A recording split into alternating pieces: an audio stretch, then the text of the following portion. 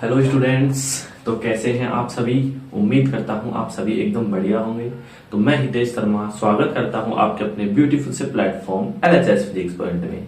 आज हम class 11th का फिजिक्स का चैप्टर नंबर 3 स्टार्ट करने के लिए जा रहे हैं। यह चैप्टर यहां से आपके लिए फिजिक्स की एक नई शुरुआत हो रही है। ठीक है, बहुत सारे आप इसमें कॉन्सेप्ट सीखेंगे। ठीक है, फिजिक्स को बहुत अंदर से अब डिटेल से हम अध्ययन करेंगे। इससे पिछले जो चैप्टर थे, 2 चैप्टर, वो फिजिक्स के बेस थे जिनको हमने आसानी से कंप्लीट कर लिया है। वो चैप्टर बिल्कुल इजी थे। ये चैप्टर भी बिल्कुल इजी है, जो कि चैप्टर नंबर 3 आपको बोर्ड पे दिख रहा होगा, सरल रेखा में गति। वो हम आज स्टार्ट करने के लिए जा रहे हैं। अब मैंने आपको फर्स्ट लेक्चर से ही बता रखा है कि हम जो भी चैप्टर स्टार्ट करेंगे बिल्कुल जीरो लेवल, बिल्कुल शून्य से स्टार्ट करेंगे, बिल्कुल बेस से स्टार्ट करेंगे, ताकि आपको पता नहीं लगे। जहां से आपने 10th क्लास की फिजिक्स के कुछ चैप्टर पढ़े हैं, वहां से आपने फिजिक्स को छोड़ा है, वहीं से हम स्टार्ट करेंगे। ठीक है, ताकि आपको एहसास ना हो कि आप 10th से 11th की फिजिक्स पढ़ रहे हैं। ठीक है, वहीं से हम आपको लिंक कर देंगे, 10th की फिजिक्स से ही आपको 11th में ले आएंगे। ठीक है, तो स्टार्ट करते हैं हम आज का लेक्चर, इस चैप्टर नंबर 3, जिसका नाम है सरल रेखा में गति। अब उससे पहले मैं आपको बताना चाहता हूं कि सरल रेखा में गति है, जस्ट इससे आगे है समतल में गति, और एक आता है आकाश में गति, 3D मोशन। ठीक है, इन सभी गतियों का अध्ययन एक भौतिक विज्ञान की शाखा है, जिसे हम यांत्रिकी कहते हैं, उनके अंदर किया जाता है। तो इससे बेसिकली यदि मैं आपसे पूछूं कि सरल रेखा में जो गति है उसकी उत्पत्ति यांत्रिकी से ही हुई है, मतलब इसका अध्ययन यांत्रिकी के दौरान ही किया जाता है। तो सबसे पहले हम यांत्रिकी से इस चैप्टर की शुरुआत करेंगे। हालांकि एनसीईआरटी के जो पहला पेज है उसमें दे रखा है सब कुछ, लेकिन उसकी जो लैंग्वेज है थोड़ी हार्ड है। ठीक है, तो मैं आपको उस लैंग्वेज को बिल्कुल इजी करते हुए यहां लिखा रहा हूं और आप तुरंत उतारते हुए चलेंगे। ठीक है, तो कॉपी पेन निकाल लीजिए, नोट्स बनाने स्टार्ट करें। तो शुरुआत करते हैं हम आज का चैप्टर नंबर 3, सरल रेखा में गति, जिसकी उत्पत्ति मैंने आपको बता दी है, भौतिक विज्ञान की एक शाखा है। यांत्रिकी उसके दौरान किया जाता है। जब आप IIT जेईई या नीट की तैयारी करेंगे तब आपको फिजिक्स के ये पार्ट्स मिलेंगे, मैकेनिक्स है, यांत्रिकी, इलेक्ट्रोमैग्नेटिक, ऑप्टिक्स, इन सभी में चैप्टर्स डिवाइड रहते हैं। तो इसमें भी जो 2 चैप्टर हैं हमारे, सरल रेखा में गति, समतल में गति, वो मैकेनिक्स के दौरान आएंगे। तो सबसे पहले हम मैकेनिक्स को ही पढ़ते हैं, यांत्रिकी क्या कहती है। उसके आधार पर हमें पता चल जाएगा कि इन 2 चैप्टर में हम क्या क्या पढ़ने वाले हैं। तो सबसे पहले आप हेडिंग लगाएंगे यांत्रिकी, मैकेनिक्स, यांत्रिकी। अब यांत्रिकी की सबसे पहले मैं आपको डेफिनेशन बताता हूं कि यांत्रिकी क्या है। भौतिक विज्ञान की वह शाखा जिसके अंतर्गत पिंडों की स्थिति व गति के बारे में अध्ययन किया जाता है। पिंड मान लीजिए, कोई वस्तु मान लीजिए, कोई कण या पार्टिकल मान लीजिए, ठीक है, उनकी स्थिति व गति के बारे में अध्ययन किया जाता है, वो यांत्रिकी कहलाती है। मैं डेफिनेशन लिखता हूं, आप भी लिखेंगे साथ के साथ। भौतिक विज्ञान की वह शाखा, भौतिक विज्ञान की वह शाखा जिसके अंतर्गत, भौतिक विज्ञान की वह शाखा जिसके अंतर्गत वस्तु की विराम, जिसके अंतर्गत कोई वस्तु मान लीजिए, कोई पिंड मान लीजिए, या कोई पार्टिकल कण मान लीजिए। भौतिक विज्ञान की वह शाखा जिसके अंतर्गत पिंडों की स्थिति व गति के बारे में अध्ययन किया जाता है। पिंडों की स्थिति व गति के बारे में, स्थिति व गति के बारे में अध्ययन किया जाता है। स्थिति व गति के बारे में अध्ययन किया जाता है। गति के बारे में क्या बोलिए, अध्ययन किया जाता है। वही क्या कहलाती है, यांत्रिकी कहलाती है। अध्ययन किया जाता है, यांत्रिकी कहलाती है। अध्ययन किया जाता है, यांत्रिकी कहलाती है, यांत्रिकी कहलाती है। ठीक है, तो ये तो थी हमारे पास डेफिनेशन। अब मैं इसको समझाता हूं कि यांत्रिकी के दौरान हम किस किस चैप्टर का क्या करने वाले हैं, अध्ययन करने वाले हैं। ठीक है, तो देखिए, मतलब आपको समझ में आ गया होगा, इन 2 चैप्टरों में हम पार्टिकल के स्थिति यानी उसकी पोजीशन और गति, मोशन के बारे में हम अध्ययन करेंगे। मान लीजिए कोई पार्टिकल है, वो हमारे पास क्या है, बिल्कुल स्थिर अवस्था में है, मतलब बिल्कुल एक जगह ही रुका हुआ है, उसकी अवस्था कैसी है, स्थिर। तो उसमें कौन कौन सी प्रॉपर्टीज होंगी, उन सभी का हम डिटेल से क्या करेंगे, अध्ययन करेंगे। और यदि वही कण आपके पास गतिशील हो जाता है तो फिर उसकी प्रॉपर्टीज क्या हो जाएंगी, उन सभी का अध्ययन मैकेनिक्स में किया जाता है, जिसके हमारे पास 11th में 2 चैप्टर हैं, सरल रेखा में गति, समतल में गति। मतलब आपको अंदाजा हो गया होगा कि इन 2 चैप्टरों के दौरान हम पिंडों की गति के बारे में अध्ययन करेंगे, ठीक है, और उनकी स्थिति के बारे में हम अध्ययन करेंगे। तो ये है हमारे पास यांत्रिकी। समझ में आता है। भौतिक विज्ञान की वह शाखा जिसके अंतर्गत पिंडों की स्थिति, मतलब वो जब रुका हुआ है मान लीजिए, उसकी पोजीशन के बारे में अध्ययन करेंगे। यदि वह गतिशील है तो उसमें क्या क्या प्रॉपर्टीज लग रही है, उन सभी का अध्ययन करेंगे। उसे क्या कहते हैं, यांत्रिकी। और यांत्रिकी के अंदर हमारे पास 2 चैप्टर हैं, उन सभी में स्थिति और गति के बारे में ही अध्ययन होना है। और यदि यांत्रिकी को डिटेल से हम पढ़ें तो यांत्रिकी कितने प्रकार की होती है, आप डेफिनेशन से देखकर बता सकते हैं। पिंडों की स्थिति व गति, मतलब यांत्रिकी 2 प्रकार की होती है। एक तो या तो हमारे पास कोई पिंड होगा तो उसकी स्थिति के बारे में हम अध्ययन करेंगे, या वह गतिशील होगा तो उसकी गति के बारे में अध्ययन करेंगे। मतलब यांत्रिकी कितने प्रकार की हुई, 2 प्रकार की। तो आप लिखेंगे यांत्रिकी 2 प्रकार की होती है। यांत्रिकी 2 प्रकार की होती है। यांत्रिकी 2 प्रकार की होती है। यांत्रिकी 2 प्रकार की होती है। पहली कौन सी हुई, स्थितिकी यांत्रिकी। स्थितिकी यांत्रिकी, ठीक है, जिसे स्थिति विज्ञान भी बोलते हैं। क्या बोलते हैं, स्थिति विज्ञान, जिसे स्थिति विज्ञान भी बोलते हैं। और दूसरा है हमारे पास गतिकी यांत्रिकी।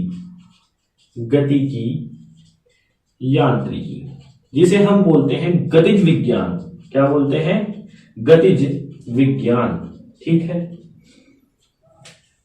तो ये था हमारे पास यांत्रिकी का कुछ स्टेटमेंट थे और उसके टाइप्स देखे कि यांत्रिकी 2 प्रकार की होती है, स्थितिकी यांत्रिकी, गतिकी यांत्रिकी। अब आपको समझ में आ रहा होगा कि हम 2 चैप्टर में कण, वस्तु या पिंड के स्थिति के बारे में अध्ययन करने वाले हैं और उनकी गति के बारे में अध्ययन करने वाले हैं। ये आपको समझ में आ गया। 2 चैप्टरों का मैंने बताया था, आपको पता चल जाएगा किनका अध्ययन करेंगे, ठीक है। वस्तु की स्थिति और उसकी गति का हम अध्ययन करेंगे। तो अब और डिटेल से हम पढ़ते हैं। हम देखते हैं स्थिति की यांत्रिकी यानी स्थिति विज्ञान किसे कहते हैं। तो सबसे पहले आप यहां तक नोट करें। चलिए अब मैं इसको रफ कर देता हूं। सबसे पहला जो प्रकार है वो है स्थिति की यांत्रिकी। क्या किसे कहते हैं स्थिति की यांत्रिकी, आप हेडिंग डालेंगे फर्स्ट, स्थितिकी। स्थितिकी, अब आप मेरे को बताएंगे जिस प्रकार यांत्रिकी भौतिक विज्ञान की शाखा है और यांत्रिकी के 2 प्रकार हैं स्थितिकी, तो स्थितिकी किसकी शाखा हो जाएगी, यांत्रिकी की। तो हम परिभाषा में लिखेंगे यांत्रिकी की वह शाखा, बिल्कुल रटना नहीं है आपको, मैं एक एक शब्द एक एक लाइन आपको समझाते हुए चलूंगा। यांत्रिकी की वह शाखा, यांत्रिकी की वह शाखा जिसके अंतर्गत, यांत्रिकी की वह शाखा जिसके अंतर्गत स्थिर पिंडों की स्थिति का अध्ययन किया जाता है। जिसके अंतर्गत स्थिर पिंडों की स्थिति का अध्ययन किया जाता है। स्थिर पिंडों की स्थिति का अध्ययन किया जाता है। स्थिर पिंडों की स्थिति का अध्ययन किया जाता है। स्थिर पिंडों की स्थिति का अध्ययन किया जाता है। स्थिर पिंडों की स्थिति का अध्ययन किया जाता है। क्या कहलाती है, स्थितिकी कहलाती है। स्थितिकी या स्थिति विज्ञान कहलाती है, या स्थिति विज्ञान कहलाती है। स्थिति विज्ञान कहलाती है। समझ में आ गया। देखिए मैंने आपको ये पहले भी बता दिया है, यांत्रिकी की वह शाखा जिसके अंतर्गत स्थिर पिंडों की स्थिति के बारे में अध्ययन होगा। मैंने आपको बता दिया था कि यदि कोई कण हमारे पास स्थिर रहेगा तो उसकी प्रॉपर्टीज के बारे में हम अध्ययन करेंगे, जो कि यहां पर भी है स्थितिकी। यांत्रिकी की वह शाखा जिसके अंतर्गत स्थिर पिंड होगा ना, तो उसकी स्थिति का हम अध्ययन किया जाता है, अध्ययन करेंगे। वही क्या कहलाता है, स्थितिकी या स्थिति विज्ञान कहलाती है। तो ये रही स्थिति की परिभाषा। अब हम दूसरा टाइप पढ़ते हैं, वो है क्या बोलिए, गतिज विज्ञान। गतिकी बोल दीजिए या आप बोल दीजिए गतिज विज्ञान, बढ़िया रहेगा थोड़ा। देखिए ये समझ में आ गया, यांत्रिकी की वह शाखा जिसके अंतर्गत स्थिर पिंडों की स्थिति का अध्ययन किया जाता है। अब गतिज विज्ञान की आप डेफिनेशन समझ गए होंगे कि यांत्रिकी की वह शाखा जिसके अंतर्गत गतिशील पिंडों की गति के बारे में अध्ययन किया जाता है। मैंने आपको लेक्चर स्टार्ट होने से पहले ही बता दिया था कि हम इन दो चैप्टरों में, जो कि मैकेनिक्स यानी यांत्रिकी के अंतर्गत है, उनमें हम स्थिर कण है तो उसकी प्रॉपर्टी का अध्ययन करेंगे, और कोई गतिशील कण है तो उसकी प्रॉपर्टीज का हम अध्ययन करेंगे। तो गतिज विज्ञान किसे कहते हैं, यांत्रिकी की वह शाखा। चूंकि ये यांत्रिकी का प्रकार है तो ये यांत्रिकी की शाखा है। यांत्रिकी की वह शाखा, रटना नहीं है कुछ भी, यांत्रिकी की वह शाखा जिसके अंतर्गत, यांत्रिकी की वह शाखा जिसके अंतर्गत गतिशील पिंडों की गति के बारे में अध्ययन किया जाता है। गतिशील पिंडों की गति के बारे में अध्ययन किया जाता है। गतिशील कोई पिंड होगा हमारे पास, उसकी गति के बारे में अध्ययन करेंगे। गतिशील पिंडों की गति के बारे में, गतिशील पिंडों की गति के बारे में अध्ययन किया जाता है। गति के बारे में अध्ययन किया जाता है। गतिशील पिंडों की गति के बारे में अध्ययन किया जाता है। गतिशील पिंडों की गति के बारे में अध्ययन किया जाता है। ठीक है, तो ये है इसकी डेफिनेशन की यांत्रिकी की वह शाखा जिसके अंतर्गत गतिशील पिंडों की गति के बारे में अध्ययन किया जाता है। क्या कहलाती है, गतिज विज्ञान कहलाती है। मतलब दो ही कण हो सकते हैं, या तो वह स्थिर हो सकता है या गतिशील है। स्थिर है तो वह स्थिति की यांत्रिकी, गतिशील है तो गति की यांत्रिकी की। और यदि वह स्थिर है तो स्थिति का अध्ययन करेंगे, गतिशील है तो उसकी गति अवस्था का अध्ययन करेंगे। सिंपल है, दोनों चैप्टरों का एम पता चल गया आपको कि पार्टिकल की स्थिति और गति का हम क्या करने वाले हैं, अध्ययन करने वाले हैं। चलिए अब और डिटेल से अध्ययन करें इसका। गतिज विज्ञान भी कितने प्रकार की होती है, दो प्रकार की। सबसे पहले यांत्रिकी की डेफिनेशन देखी, उसके दो टाइप हैं, स्थिति की, गति की, उनको देखा हमने। गतिज विज्ञान कितने प्रकार की होती है, अब दो प्रकार की, मतलब कि गतियां भी दो प्रकार से हो सकती हैं। हमने पहले क्या देखा है 10 तक, एक प्रकार से गति, भाई हाँ गति कर रही है गति, उसमें ज्यादा हमने डिटेल्स नहीं पढ़ा। अब हम यहां डिटेल से पढ़ेंगे कि गति भी दो प्रकार से हो सकती है। देखिए गतिज विज्ञान दो प्रकार की होती है। गतिज विज्ञान के दो प्रकार होते हैं। गतिज विज्ञान के दो प्रकार होते हैं। ठीक है, गतिज विज्ञान के दो प्रकार होते हैं। फर्स्ट कौन सा रहेगा इसमें, बल गतिज विज्ञान। बल गति की लिख सकते हैं हम इसको, बल गति की, बढ़िया रहेगा। और हम गतिज विज्ञान को गति की भी बोलते हैं। मैंने शुरू में लिखाया था स्थिति की यांत्रिकी की, या गति की यांत्रिकी की, या गतिज विज्ञान भी हम उसको बोलते हैं। तो गतिज विज्ञान के दो टाइप हुए, बल गति की, दूसरा क्या है, शुद्ध गति की। दूसरा क्या है, शुद्ध गति की। ठीक है, तो ये है गतिज विज्ञान के दो टाइप। दोबारा देख लीजिए, सबसे पहले मैं आपको यांत्रिकी की डेफिनेशन दी। क्यों, क्योंकि इस चैप्टर की नींव ही क्या है, यांत्रिकी, और इससे अगले वाले चैप्टर की भी नींव क्या है, यांत्रिकी। यांत्रिकी के हमने दो टाइप देखे, स्थिति की यांत्रिकी और दूसरा है गति की यांत्रिकी। ठीक है, गति की यांत्रिकी को गतिज विज्ञान भी कहते हैं। उन दोनों टाइप्स की डेफिनेशन देखी, स्थिति की यांत्रिकी और गति की यांत्रिकी, जिसे हम गतिज विज्ञान भी कहते हैं। अब गतिज विज्ञान, इसमें गतिशील पिंडों की गति के बारे में अध्ययन होगा। दो प्रकार के होते हैं, बल गति की और शुद्ध गति की। अब हम बल गति की और शुद्ध गति की भी पढ़ते हैं कि इन गतियों में क्या अंतर है। मतलब हमारा पिंड गति तो करेगा, लेकिन शुद्ध गति की करेगा या बल गति की करेगा, हम कैसे पता करें, अभी पता चल जाएगा। तो यहां तक आप नोट करें। चलिए अब मैं इसको रफ कर देता हूं।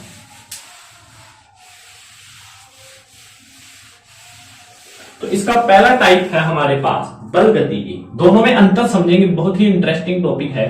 बल गति की है, पहला पॉइंट लगाएंगे आप, बल गति की। अब बल गति की क्या है, गतिज विज्ञान की वह शाखा।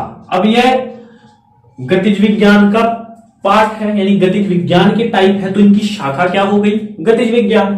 तो गतिज विज्ञान की वह शाखा, गतिज विज्ञान की वह शाखा, गतिज विज्ञान की वह शाखा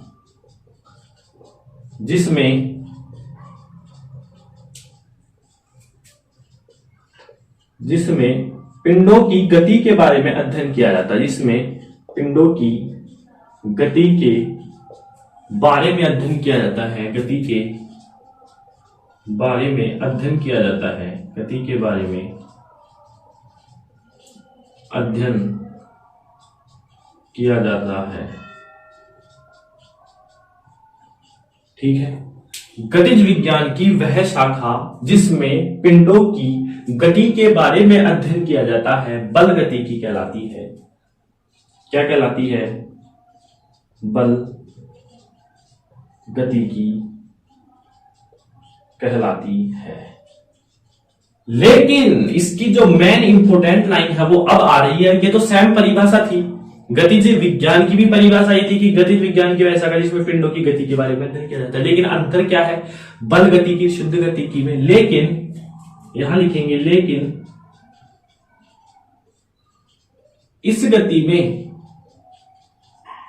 उन कारणों का भी अध्ययन किया जाता है, इस गति में उन कारणों का भी अध्ययन किया जाता है, उन कारणों का भी अध्ययन किया जाता है, उन कारणों का भी अध्ययन किया जाता है जिन कारणों के कारण यह गति उत्पन्न हो रही है, जिन कारणों के कारण, जिन कारणों के कारण यह गति उत्पन्न हो रही है, यह गति उत्पन्न हो रही है। समझ में आता है? यह है हमारी बल गति की और शुद्ध गति की भी अब हम पढ़ेंगे, अंतर स्पष्ट करेंगे दोनों में। गतिज विज्ञान की वह शाखा जिसमें पिंडों की गति के बारे में अध्ययन किया जाता है, बल गति की कहलाती है। ठीक है, जहां पर भी गति की अवस्था का नाम आ जाए तो मतलब हम समझेंगे कि इसमें गति का ही अध्ययन होना है। ठीक है, तो ये तो डेफिनेशन हमारे को याद है।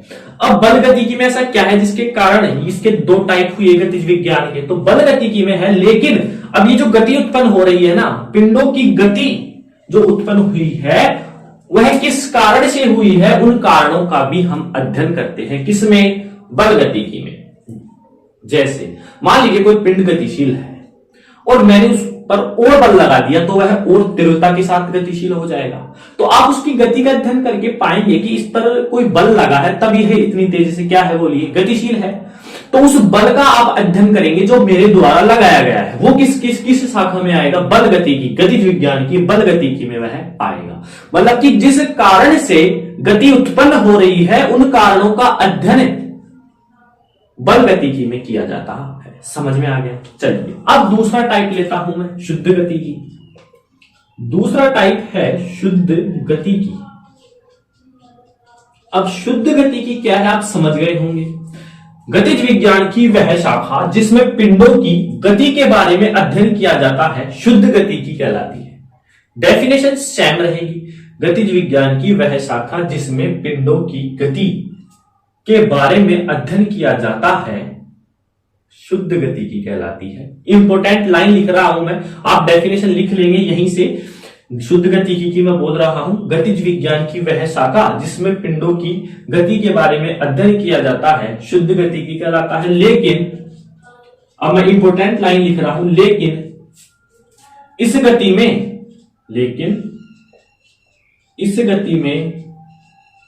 उन कारणों का, लेकिन इस गति में उन कारणों का अध्ययन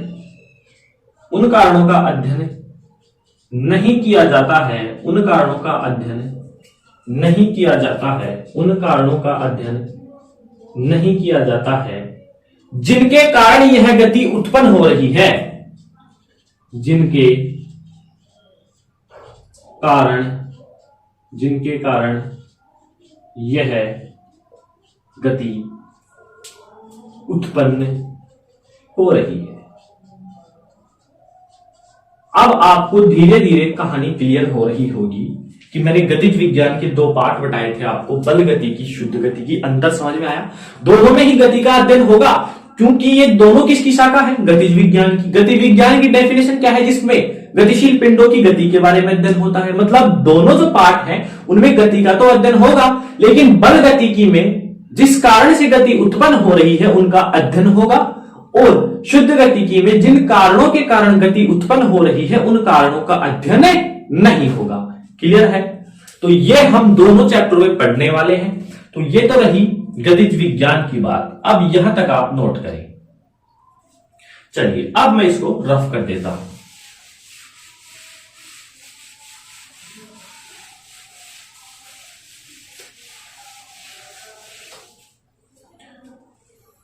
तो अगला टॉपिक है हमारे पास निर्देश तंत्र। अगला टॉपिक है हमारे पास निर्देश तंत्र, फ्रेम ऑफ रेफरेंस। ठीक है, तो ये हमारा चल रहा है बेस इस चैप्टर का, जो कि इस लेक्चर में हम कवर करेंगे। फिर अगले लेक्चर से हम इस चैप्टर की शुरुआत करेंगे। ठीक है, आपको मजा आ रहा होगा यहां तक? अभी तक हमने इन दोनों चैप्टरों के एम पता कर लिए हैं कि हमें क्या पढ़ना है। हमें केवल इनमें जो पार्टिकल्स होंगे उनकी स्थिति के बारे में अध्ययन करेंगे और गति के बारे में। यदि गति हो रही है तो वो बल गति की हो रही है, शुद्ध गति की हो रही है। यदि हमें कारण का अध्ययन करना है तो वह बल गति की हो रही है, कारणों का अध्ययन नहीं करना है तो शुद्ध गति की हो रही है। तो अब हम पढ़ रहे हैं नया टॉपिक है निर्देश तंत्र, जो कि दोनों चैप्टरों में क्या पूरी फिजिक्स का बेस है निर्देश तंत्र। समझेंगे आप, ये ऐसे ना समझे इसका बेस है तो हम ध्यान नहीं देंगे। निर्देश तंत्र पूरी फिजिक्स का बेस है एक तरह से। ठीक है, नींव है 11-12 की, तो आप ध्यान से पढ़ेंगे इसको। ठीक है, निर्देश तंत्र क्या है समझाता हूं मैं पहले कि निर्देश तंत्र किसे कहते हैं। ऐसा निकाय, कोई भी सिस्टम है जिस ऐसा निकाय या तंत्र जिसके सापेक्ष किसी पिंड की स्थिति या गति के बारे में अध्ययन किया जाता है। पहले मैं डेफिनेशन लिखता हूं, आप समझ रहे होंगे। ये डेफिनेशन तो पहले भी आ चुकी। अंतर क्या है, अंतर भी बताऊंगा मैं। तो सबसे पहले आप लिखेंगे ऐसा निकाय या तंत्र, ऐसा निकाय या तंत्र जिसके सापेक्ष, ऐसा निकाय या तंत्र जिसके सापेक्ष, ऐसा निकाय या तंत्र जिसके सापेक्ष किसी पिंड की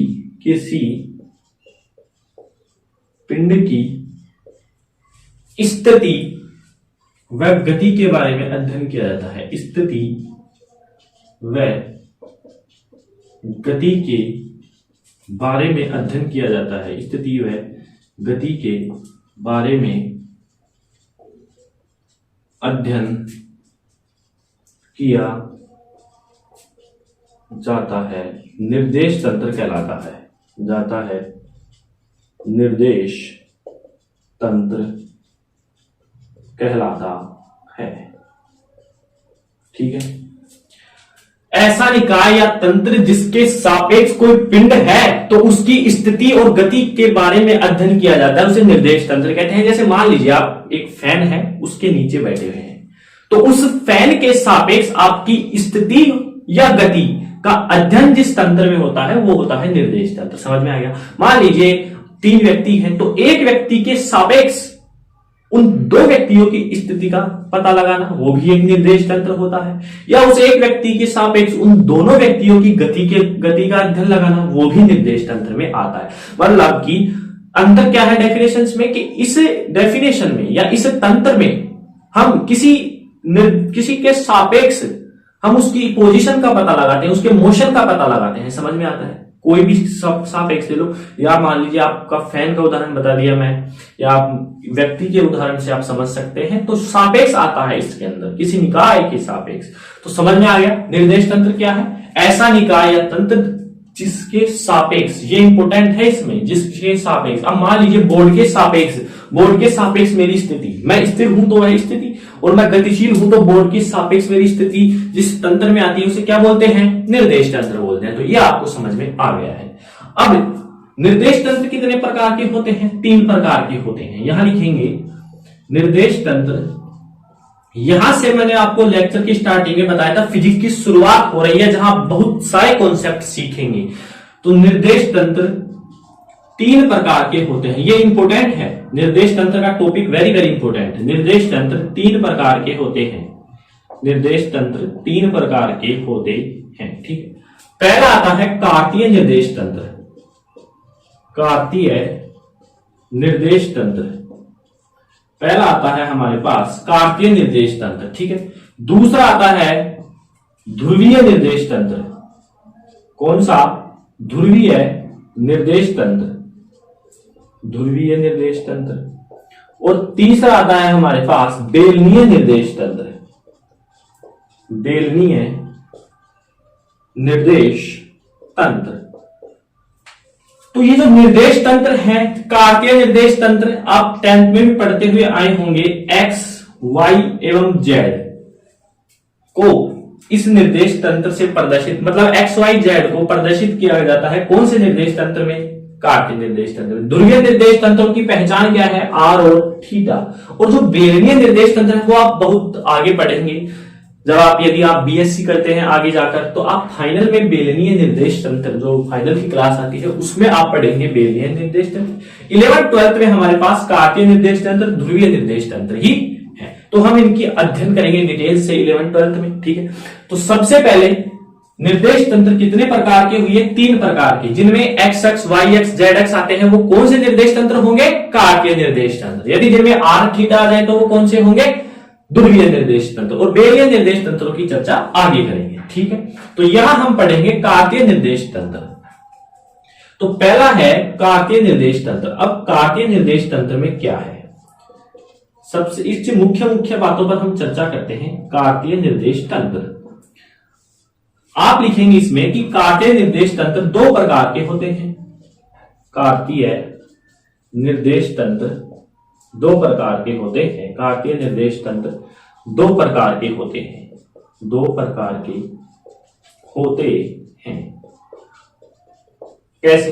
देखिए, इसकी पहचान देखिए, एक्स वाई जेड। मतलब कि आपने 10th में आप पढ़ के आए होंगे कि एक्स अक्ष ये कौन सी है? एक्स अक्ष। ये वाई अक्ष, ये मूल बिंदु O, ठीक है। या ये भी आपने पढ़ा होगा O एक्स वाई जेड, ठीक है। तो जिनको एक्स वाई जेड से दर्शाते हैं वही कार्तीय निर्देश तंत्र होते हैं।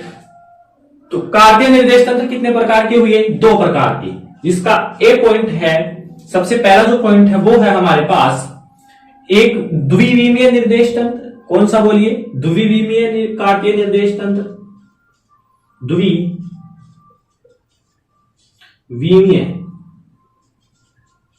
द्विविमीय कार्तीय निर्देश तंत्र। और दूसरा है त्रिविमीय कार्तीय निर्देश तंत्र। त्रिविमीय कार्तीय निर्देश तंत्र। त्रिविमीय कार्तीय निर्देश तंत्र, समझ में आया? तो ये था निर्देश तंत्र, जिसके मैंने आपको डेफिनेशन बताई, जिसके टाइप बताए 3 प्रकार के, और हम इसको अध्ययन करेंगे। कार्तीय निर्देश तंत्र 2 प्रकार के, जो मैंने बता दिया। इसकी पहचान क्या है? X X, Y X, Z X. तो कार्तीय निर्देश तंत्र भी कितने प्रकार के हुए? 2 प्रकार के। कौन कौन से? द्विविमीय कार्तीय निर्देश तंत्र और त्रिविमीय कार्तीय निर्देश तंत्र। तो आप यहां तक यहां तक नोट करें, फिर हम ए और बी का भी हम अध्ययन करते हैं। ए और बी का भी हम अध्ययन करते हैं। चलिए, यहां तक आप नोट करें। मिटा दी। चलिए, अब हम पढ़ते हैं द्विविमीय कार्तीय निर्देश तंत्र। तो ए है हमारे पास द्विविमीय निर्देश तंत्र।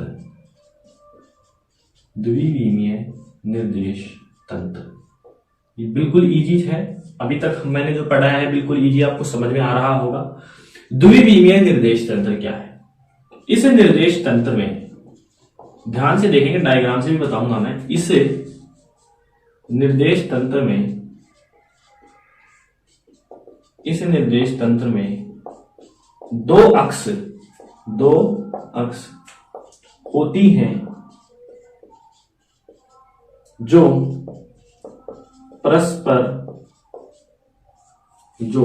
परस्पर लंबवत होती हैं,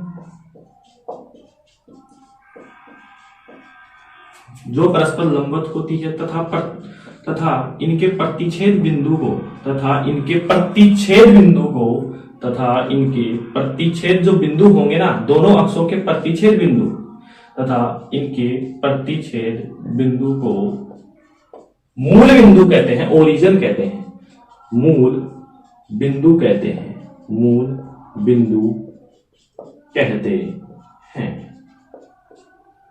अब वो दो अक्ष कौन कौन सी हैं? एक्स अक्ष और दूसरी है वाई अक्ष। ये जो मैं लिखा रहा हूं ना, ये 10th में फिजिक्स जब स्टार्ट होती है तब बता दी जाती है। तभी तो मैं बोल रहा हूं कि आपको 10th से ही लेकर आएंगे 11th में, ताकि आपको पता नहीं चले, आपको कुछ अलग ना लगे। तो इस निर्देश तंत्र में दो अक्ष होती हैं, कौन कौन सी? एक्स अक्ष, वाई अक्ष, जो परस्पर लंबवत होती है। इनके प्रतिच्छेद बिंदु को मूल बिंदु कहते हैं। जैसे मैं लिखा रहा हूं उसका डायग्राम बना के भी समझाऊंगा। एक और लाइन है, तथा इस निर्देश तंत्र में किसी कण की स्थिति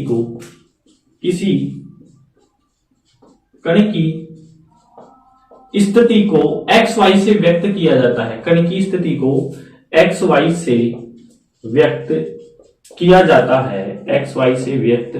जाता है, जिसे निर्देशांक कहते हैं। एक्स वाई से व्यक्त किया जाता है, जिसे क्या बोलते हैं? बोलिए, निर्देशांक बोलते हैं, जिसे निर्देशांक कहते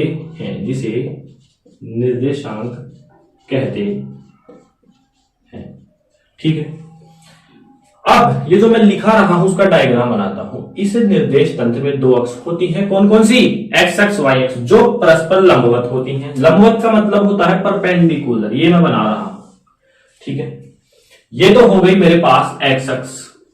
जैसे जैसे मैं स्टेटमेंट लिखाया वैसे वैसे डायग्राम बना रहा हूं। और ये हो गई मेरे पास वाई अक्ष, ठीक है, जो परस्पर लंबवत होती हैं। ये परस्पर क्या है? लंबवत है, 90 डिग्री का कोण बन रहा है, तथा इनके प्रतिच्छेद बिंदु को मूल बिंदु। अब प्रतिच्छेद बिंदु कौन सा इनका? ये है, जिसको मूल बिंदु बोलते हैं, ओ।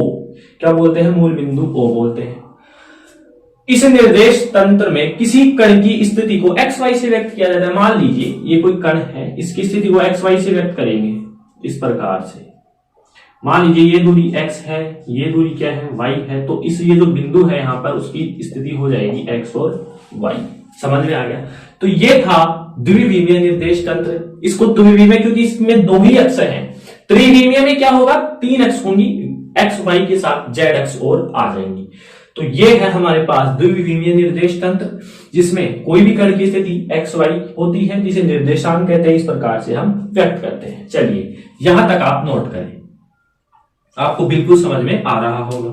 अब हम सेकंड चलते हैं, त्रिविमीय निर्देश तंत्र। सेकंड चलते हैं हम त्रिविमीय निर्देश तंत्र। तो त्रिविमीय निर्देश तंत्र क्या है हमारे पास? त्रिविमीय निर्देश तंत्र मैंने बता दिया, जिसमें तीन अक्ष होंगी।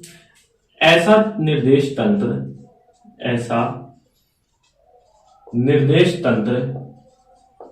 जिसमें तीन अक्ष होती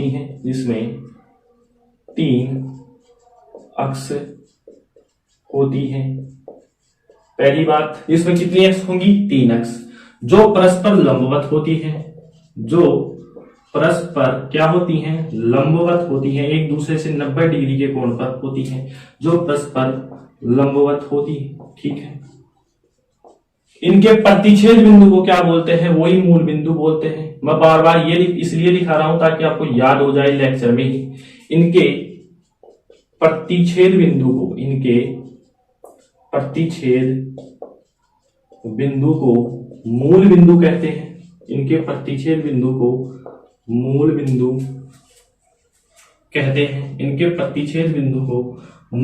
कहते हैं। ठीक है, जिसे ओ से व्यक्त किया जाता है।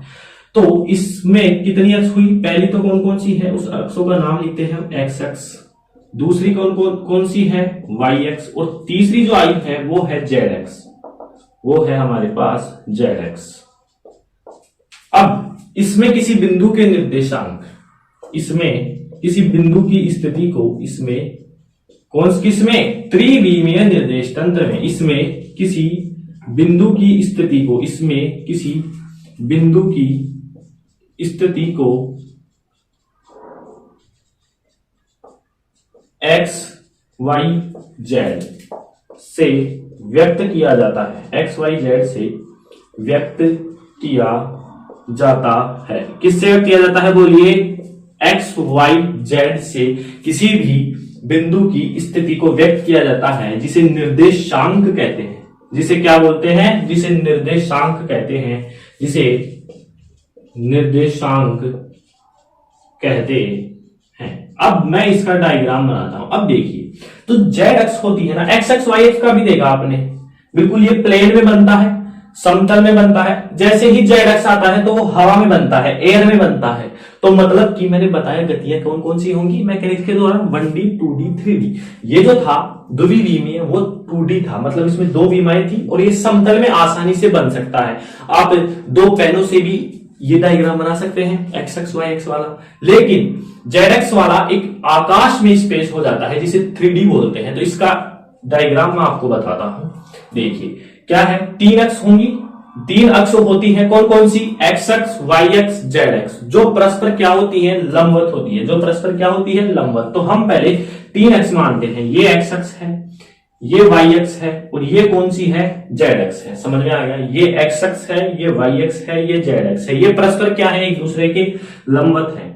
इसको लिख दूंगा मैं एक्स अक्ष, इसको लिख दूंगा मैं वाई अक्ष और इसको लिख दूंगा मैं जेड अक्ष। ये कौन सी हो गई? जेड अक्ष। अब ये जो जेड अक्ष है वो कुछ इस प्रकार से है आपकी तरफ, ठीक है। तो मैं इसको एयर में तो बना नहीं सकता, इसलिए मैं इसको इस प्रकार से शो कर रहा हूं। इनके प्रतिच्छेद बिंदु कौन सा है? ये वाला।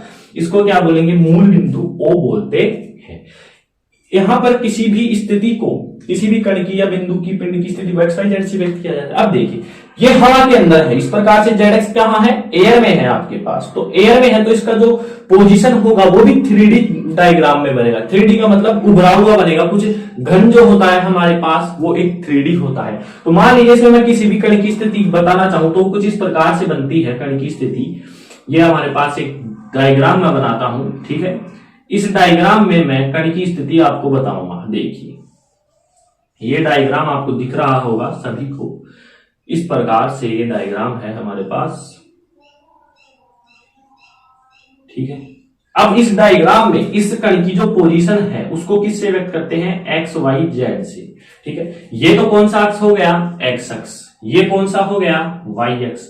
और ये जो अक्ष हुआ है ना, ये इतना, ये है जेड अक्ष, जो कि हमारे पास क्या है? एयर में है। जो कि हमारे पास क्या है? एयर में है। तो ये था हमारे पास त्रिविमीय निर्देश तंत्र, जिसे 3D मोशन कहते हैं। वो भी हम पढ़ेंगे इसके अंतर्गत, मैकेनिक्स यांत्रिकी के अंतर्गत। समझ में आ गया? तो ये कैसी है? एक 3D मोशन का कोई कण है, ठीक है, जो तीनों अक्षों में गति कर सकता है, एक्स अक्ष भी, वाई अक्ष भी और जेड अक्ष भी, ठीक है। तो इसका डायग्राम कुछ इस प्रकार से बनेगा। तो ये था हमारे पास निर्देश तंत्र। यहां तक आप नोट करें। चलिए अब मैं इसको रफ कर देता हूं। आपको इस निर्देश तंत्र का जो टॉपिक था, इसकी डेफिनेशन, यह कितने प्रकार के होते हैं? 3 प्रकार के, कार्तीय, ध्रुवीय, बेलनीय। कार्तीय कितने होते हैं? 2 प्रकार के, द्विविमीय और त्रिविमीय। ये आपको समझ में आ गए होंगे, ठीक है। अब हम आगे चलते हैं। ये तो था हमारी शुरुआत थी इस चैप्टर की, जो कि आपने 10th तक यहां पढ़ रखा है, ठीक है। तो आगे हम इस चैप्टर में बढ़ रहे हैं। तो अब हम बिल्कुल इस चैप्टर में आ चुके हैं। यहां तक जो था वो एक नींव थी फिजिक्स की, आपको समझ में आ गया। मैंने निर्देश तंत्र बताया, X X Y Z X, ये पूरे 11th 12th की फिजिक्स में चलने वाले हैं, इसलिए मैंने आपको बताया। इन चैप्टरों का टारगेट मैंने बताया कि इन चैप्टरों में हम पढ़ने क्या वाले, आपको पता चल गया होगा। हम कण की केवल स्थिति और गति के बारे में ही अध्ययन करेंगे, ठीक है। इस प्रकार से हम इस चैप्टर का ओवरव्यू देखा था। अब हम चलते हैं, एक छोटा सा 2 डेफिनेशन लिखिए आप। सबसे पहली डेफिनेशन आप लिखेंगे विराम अवस्था की, विराम अवस्था। अब ये जो चैप्टर है वो गति का है। तो गति 2 ही हो सकती है, या तो विराम होती है या गतिशील होती है। तो सबसे पहले मैं विराम अवस्था की बात करता हूं। यदि कोई पिंड या वस्तु किसी निर्देश तंत्र के सापेक्ष स्थिर है, यानी उसकी स्थिति में कोई परिवर्तन नहीं हो रहा है तो उसकी स्थिति विरामावस्था कहलाती है। लिखिए, यदि कोई वस्तु किसी निर्देश तंत्र में, यदि कोई वस्तु किसी निर्देश तंत्र में, यदि कोई वस्तु किसी निर्देश तंत्र के सापेक्ष, यदि कोई वस्तु किसी निर्देश तंत्र के सापेक्ष, कोई भी वस्तु मान लीजिए, कोई पिंड मान लीजिए, कण मान लीजिए, किसी निर्देश तंत्र के सापेक्ष अपनी स्थिति में परिवर्तन नहीं करती है, अपनी स्थिति में परिवर्तन नहीं करती है, अपनी स्थिति में परिवर्तन नहीं करती है, अपनी स्थिति में परिवर्तन नहीं करती है, अपनी स्थिति में परिवर्तन नहीं करती है, तो उसकी स्थिति विराम अवस्था में होती है, तो उसकी स्थिति विराम अवस्था कहलाती है, तो उसकी स्थिति क्या कहलाती है? विराम अवस्था कहलाती है, तो उसकी स्थिति विराम अवस्था कहलाती है। ठीक है, आपको ये समझ में आया होगा। एग्जांपल से यदि मैं आपको बताऊं, क्या है, यदि कोई वस्तु है हमारे पास, ठीक है, वह किसी निर्देश तंत्र, मैंने निर्देश तंत्र बताया किसी के सापेक्ष तुलना करना, या किसी मानव के सापेक्ष, या किसी वस्तु के सापेक्ष कर सकते हैं, बोर्ड के सापेक्ष कर सकते हैं, पंखे के सापेक्ष कर सकते हैं। यदि किसी के भी सापेक्ष करने पर, यदि कोई वस्तु किसी निर्देश तंत्र के सापेक्ष अपनी स्थिति में कोई परिवर्तन नहीं करती, मतलब जैसा है वैसे ही रहे, तो उसकी जो स्थिति है वो विराम अवस्था कहलाती है। सीधी सी बात है। मान लीजिए आप पंखे के नीचे बैठे हैं और मैंने आपको आकर देखा, तो आप उस पोजीशन पर हैं, ठीक है, जहां बैठे हैं वहीं पर हैं। मैं 1 घंटे बाद आकर देखता हूं, तभी भी आप उसी पोजीशन पर बैठे हैं। मैं 10 घंटे बाद आकर देखता हूं, तभी भी आप उस पोजीशन पर बैठे, और 1 दिन बाद आकर देखता हूं, तभी भी आप उसी पोजीशन पे बैठे हैं। मतलब आपकी स्थिति में कोई परिवर्तन हुआ का? नहीं हुआ, कोई परिवर्तन आपकी स्थिति में नहीं हुआ है। मतलब इस अवस्था को क्या बोलते हैं? विराम अवस्था बोलते हैं। तो ये है विराम अवस्था। मतलब किसी भी निर्देश तंत्र के सापेक्ष यदि कोई पिंड, कण, वस्तु अपनी स्थिति में परिवर्तन नहीं करता है, जैसा है वैसा ही रहता है, तो उसकी जो स्थिति है वो विराम अवस्था कहलाती है। जैसे मैंने आपको एक उदाहरण से समझा दिया है। अब आगे चलते हैं। विराम अवस्था के बाद एक और डेफिनेशन आती है, गति, मोशन। क्योंकि हम पढ़ रहे हैं सरल रेखा में गति पढ़ेंगे, तो हम इन 2 डेफिनेशन से हम इस चैप्टर में एंटर हो चुके हैं, विराम अवस्था और गति। अब गति क्या है? यदि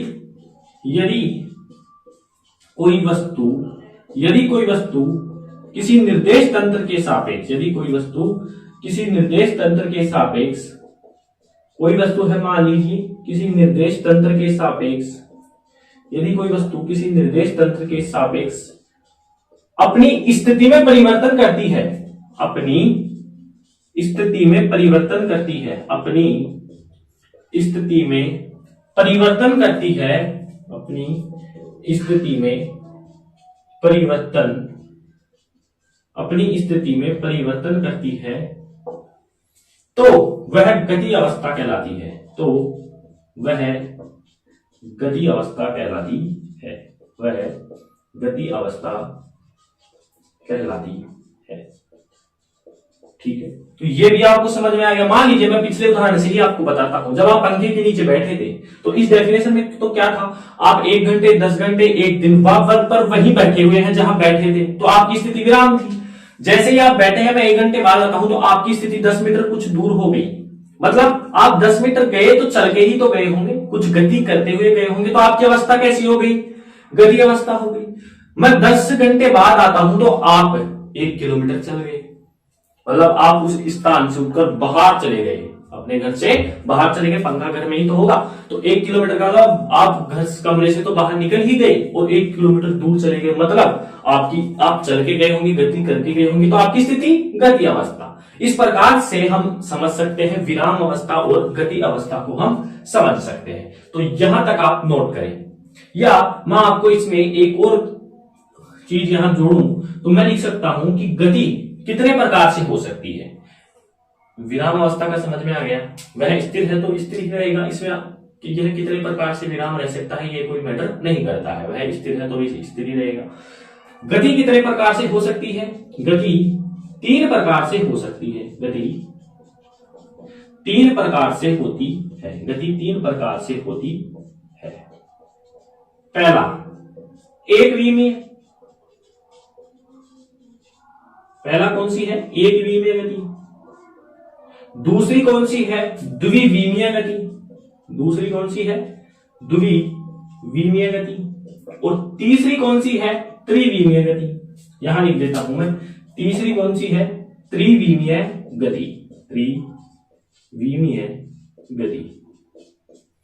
तो गति के साथ मैं ये और जोड़ रहा हूं ताकि आपको इससे चैप्टर के जब हम अंदर जाएंगे तो आपको कोई परेशानी नहीं हो। ये लेक्चर इन दोनों चैप्टरों का एक तरह से नींव है, इंट्रो है, जो कि आपको समझ में आ जाता है तो आप ये चैप्टर आसानी से आपको समझ में आ जाएंगे। ठीक है, तो एक विमीय गति क्या होती है? ऐसी गति जिसमें कोई पिंड सरल रेखा में गति करे। ठीक है, द्विविमीय क्या करती है? ऐसी गति जिसमें कोई पिंड समतल में गति करे। ठीक है, और त्रिविमीय क्या होता है? ऐसा गति या ऐसी गति जिसमें कोई पिंड आकाश में गति करे। स्पेस बता दिया। त्रिविमीय का मतलब जिसमें तीन अक्ष होंगी, एक्स अक्ष, वाई अक्ष, जेड अक्ष। एक विमीय का जिसमें एक ही अक्ष होगी, या एक्स अक्ष मान लीजिए, वाई मान लीजिए, जेड मान लीजिए। द्विविमीय जिसमें दो अक्ष होंगी, एक्स अक्ष और वाई अक्ष। तो यहां तक आप नोट करें, फिर हम इनकी भी डेफिनेशन देखते हैं और आज के लेक्चर को समाप्त करते हैं। चलिए, तो पहला है हमारे पास एक विमीय। पहला कौन सा है बोलिए? एक विमीय गति के हम प्रकार पढ़ रहे हैं, जिसमें सबसे पहले हम पढ़ रहे हैं एक विमीय गति। एक विमीय गति। दूसरी हम पढ़ेंगे द्विविमीय गति। दूसरा हम पढ़ेंगे द्विविमीय गति, द्विविमीय गति। और तीसरा हम पढ़ेंगे त्रिविमीय गति। तीसरा हम पढ़ेंगे त्रिविमीय गति। त्रिविमीय गति। अब देखिए, मैंने डेफिनेशन बता दिया आपको। एक विमीय गति क्या है? इस गति में कोई दृढ़ पिंड कोई सा भी हो सकता है। इस गति में कोई पिंड हो या वस्तु हो, कण हो, इस गति में कोई पिंड सरल रेखा में गति करता है। सरल रेखा में गति करता है। सरल रेखा में गति करता है, तो वह एक विमीय गति कहलाती है। समझ में आ गया? या हम ऐसे लिख सकते हैं, ऐसी गति जिसमें कोई पिंड सरल रेखा में गति करता है। इस गति में कोई पिंड सरल रेखा में गति करता है। एग्जाम्पल, जैसे सीधी सड़क पर वाहन की गति। सीधी सड़क पर वाहन की गति, ये बिल्कुल बेस्ट एग्जाम्पल है। मान लीजिए हम जाते हैं तो एक सीधी सड़क होती है जिस पर कोई वाहन गति कर रहा है, तो वह एक विमीय ही तो गति हुई, एक अक्ष ही तो हुई। ठीक है, समझ में आ गया? तो वह हो गई एक विमीय गति। द्विविमीय की बात करूं मैं, इस गति में कोई पिंड समतल में गति करता है। कोई पिंड समतल में गति करता है। समतल में गति करता है। समतल में गति करता है। या ऐसी गति जिसमें कोई पिंड समतल में गति करे, क्या कहलाती है? द्विविमीय गति कहलाती है। इसका यदि मैं एग्जांपल देखूं, समतल का मतलब है जो जगह घेरता है। जैसे हम खाना खाते हैं जिस प्लेट में, जब हम उसको जमीन पर रखते हैं तो एक व्रत बन जाता है। इस प्रकार से एक गोला बनेगा यदि हम उस प्लेट को रखते हैं, तो जो जगह घेरता है ना, वो समतल कहलाता है। तो ऐसी गति जिसमें कोई पिंड समतल में गति करे तो द्विविमीय गति कहलाती है। एग्जांपल दूं मैं, वृत्तीय पथ में गति। वृत्तीय पथ में गति। वृत्तीय पथ में गति वो कैसी होती है? समतल में गति होती है। जैसे मान लीजिए एक प्लेट है, इसको मैं रखा तो ये इतना आकार घेरी है, तो ये समतल हो गया। तो ये वृत्त भी होता है एक तरह से। तो वृत्तीय पथ में जो गतियां होती हैं वो सभी किस में आती हैं? द्विविमीय गति में। त्रिविमीय गति क्या होती है? ऐसी गति जो आकाश में होती है, जो आकाश यानी स्पेस में होती है, हवा में होती है। जैसे मैंने बताया जेड एक्स कहां है? एयर में है। ऐसी गति जो आकाश में संभव है, आकाश में संभव है या आकाश में होती है, या आकाश में होती है, आकाश में होती है, क्या कहलाती है? त्रिविमीय गति कहलाती है। जैसे हम संक्रांत के दिनों में, मकर संक्रांति आती है, उन दिनों में हम पतंग उड़ाते हैं तो वो एयर में होता है। तो कभी पतंग की स्थिति यहां पर होती है, फिर कहीं यहां, फिर यहां, फिर यहां, कहां उसकी स्थिति लगातार परिवर्तन होती रहती है। तो जब उसकी स्थिति लगातार परिवर्तन होगी, मतलब कि जब वो इस दिशा में यहां से यहां गया तो एक्स दिशा में परिवर्तन हो गया, यहां से यहां गया वाई में हो गया, मान लीजिए यहां से यहां तो जेड में, इस प्रकार से इसमें परिवर्तन होता रहता है। ठीक है, समझ में आ गया। तो ये है इसका एग्जाम्पल कि पतंग का हवा में उड़ना, पतंग का हवा में उड़ना, पतंग का हवा में उड़ना, उसकी स्थिति लगातार क्या होती है, परिवर्तन होती है, कभी एक्स एक्स, कभी वाई एक्स, कभी जेड एक्स। लेकिन एक भी ऐसी गति जिसमें कोई पिंड सरल रेखा में गति करेगा, जैसे सीधी सड़क पर कोई वाहन चल रहा है, ठीक है, ऐसी गति जिसमें कोई पिंड समतल में गति जो जगह घेरता है। सबसे बेस्ट एग्जांपल दे रहा हूं मैं, इनके याद रखेंगे, वृत्तीय पथ में गति और त्रिविमीय गति का तो मतलब है जिसमें X X Y X Z X कहीं भी पिंड क्या कर सकता है, गति कर सकता है। इसमें एक्स एक्स और वाई एक्स में गति करेगा और इसमें एक ही विमा में गति करता है, मतलब कि एक ही अक्ष में गति कर सकता है। तो ये था आज का लेक्चर जो कि हम यहां पर इसको कंप्लीट करते हैं। दोबारा से मैं बता देता हूं, हम आज सबसे पहले इन चैप्टर, जो 2 चैप्टर हैं, सरल रेखा में गति, समतल में गति, उनकी नींव पड़ी है। मैकेनिक्स इनकी शाखा है, इनका जनक है। मैकेनिक्स के बारे में अध्ययन किया, यह कितने प्रकार की होती है, फिर इनके प्रकारों के भी प्रकार आए, गति जैसे गतिज विज्ञान के प्रकार आए, शुद्ध गति की, बल गति की, उनके बारे में अध्ययन किया। फिर हमने जाना निर्देश तंत्र, जो कि वेरी इंपोर्टेंट है, मैं फिर से बोल रहा हूं आपको, वो भी कवर करना है। इसके प्रकार देखे 3 प्रकार। फिर हमने यहाँ 11 12 में कार्तीय निर्देश तंत्र चलते हैं तो उनके बारे में भी हमने अध्ययन किया कि यह कितने प्रकार के होते हैं, 2 प्रकार के होते हैं। फिर हमने थोड़ा सा गति का अध्ययन किया, विराम अवस्था का अध्ययन किया, और गति भी किस प्रकार से हो सकती है, 3 प्रकार से हो सकती है, एक विमीय, द्विविमीय और त्रिविमीय, जिनकी भी डेफिनेशन देकर मैंने एग्जांपल सहित आपको समझा दिया है। तो स्टूडेंट्स, मैं उम्मीद करता हूं आज का लेक्चर आपको बड़ा अच्छे तरीके से समझ में आया होगा। फिर भी इससे संबंधित कुछ डाउट हो तो आप कमेंट में जरूर लिखें, ठीक है। और यहां से कहा विराम अवस्था और गति अवस्था से हमारा चैप्टर 3 चालू हो चुका है। ये एक इंट्रोडक्शन था। कल हम पढ़ेंगे इसमें दूरी विस्थापन में अंतर, और उससे आगे लंबाई, वेग, त्वरण, ये सभी हम पढ़ने वाले हैं। तो उम्मीद करता हूं आज का लेक्चर आपको समझ में आया होगा। इस लेक्चर के पीडीएफ नोट्स आपको लिंक जो डिस्क्रिप्शन में दे रखा है टेलीग्राम का, वहां पर अवेलेबल है, आप वहां से डाउनलोड कर सकते हैं। और ज्यादा से ज्यादा 11th क्लास के जो स्टूडेंट है वहां तक इस वीडियो को पहुंचाएं, ठीक है। और लगातार मेहनत करते रहें, सफलता आपको जरूर मिलेगी, ठीक है। तो मिलते हैं एक नए लेक्चर के साथ, नए जोश के साथ। तब तक के लिए आप पढ़ाई करते रहें। All the very best.